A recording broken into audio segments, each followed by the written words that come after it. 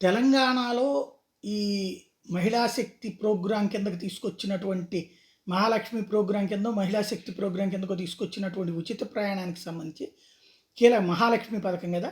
45 రోజులు 12,00,00,000 మంది, అంటే అక్కడ ఉన్నది 12,00,00,000 మంది కాదు, జనాభా 3,00,00,000. ఇదే ఓటర్లు 3,00,00,000 మందే. కాకపోతే 12,00,00,000 టికెట్లు దిగినాయి ఫ్రీగా. 12,00,00,000 ఏది గత 45 రోజుల్లో. పథకం సూపర్ సక్సెస్. 12,00,00,000 ట్రిప్పులు వినియోగించుకున్నారంట. కాకపోతే ఇప్పుడు ఆ డబ్బులు ఎవరిస్తారు? అది సమస్య. ఇప్పటికే తన్నుకుంటున్నారు బస్సుల్లో.